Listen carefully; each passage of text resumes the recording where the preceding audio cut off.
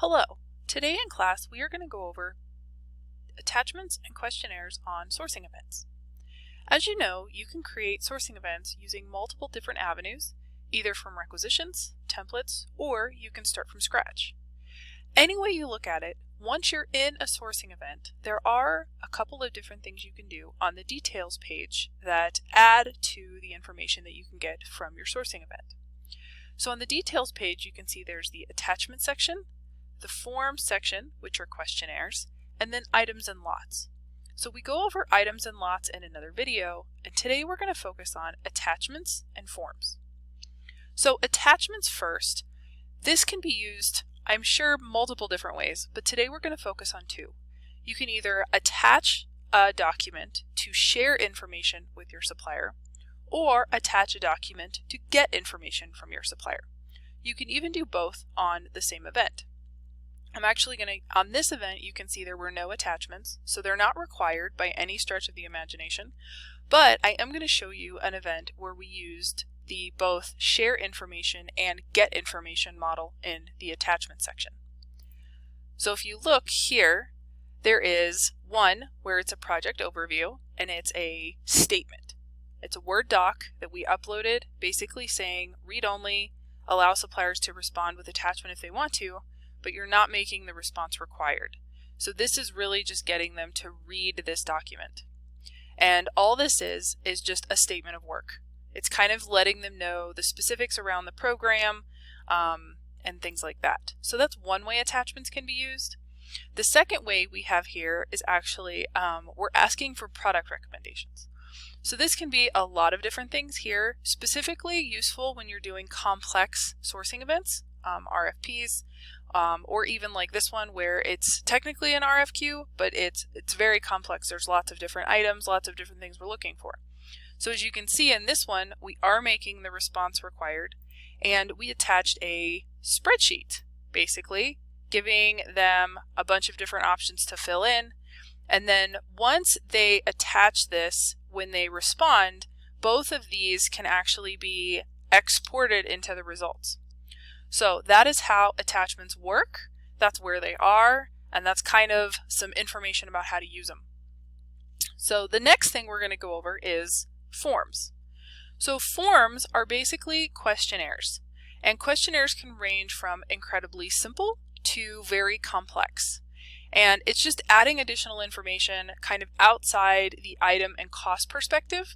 Things like whether a supplier is diverse, how long the quote is good for, if freight is included or not, if taxes are included or not, if they're willing to come to property to deliver, those kind of things. So there's a lot of non-tangible kind of items and scenarios that fit into our kind of everyday life.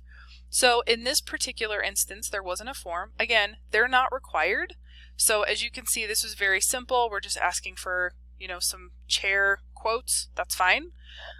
So you don't need a whole lot of additional information. Again, we're going to go back to maybe a more complex RFQ, and you can see there is a questionnaire here. So to see the questionnaire, I can actually click on it, and the system will take me into how the questionnaire was built. So I can see all the questions, whether a file should be attached or not.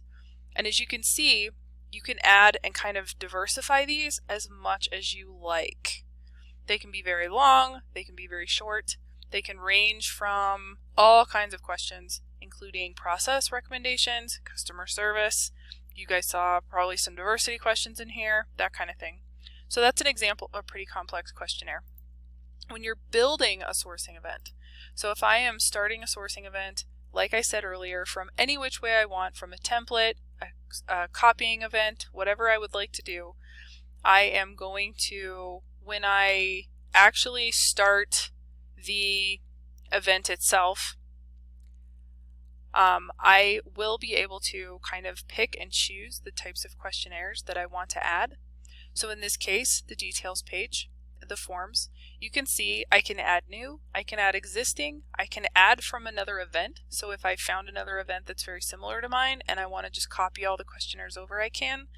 If I find a template in here, I can absolutely do that as well, where I just pull all the questionnaires from a template.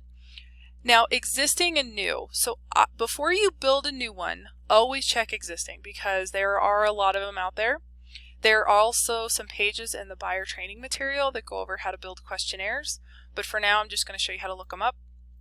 So if I open Manage Forms, that's actually all of our questionnaires. So you can see there's just a huge amount of them. Some indications on these. Once you create it and it's attached to a live event, it's no longer modifiable. So you can't go back and change it because it's part of a live document. So you can see from these where there's no delete option here, they are on an event somewhere. As you can tell, some of these have been created but not used, so I can still delete or edit them. The ability to copy, edit, inactivate, or activate is by all buyers across the company. So just keep in mind that if you're about to delete something, you might be deleting someone else's work. So try not to do that. If you see something that, oh man, I could really use this, and you're not really sure who created it, and if they're still in the middle of it, you can always copy and create your own. But I would always check here to see what is in the actual documentation. You can click on the questionnaire itself, and then you can see this one's pretty simple. Do you qualify for the Buy Iowa program? They can be super complex, very simple. You can also put multiple questionnaires on an event. So you don't necessarily have to have all your questions in one questionnaire. If there's several questionnaires that have all your questions, you can put all of those questionnaires on your event. So as I add existing, it gives me some really highly used examples.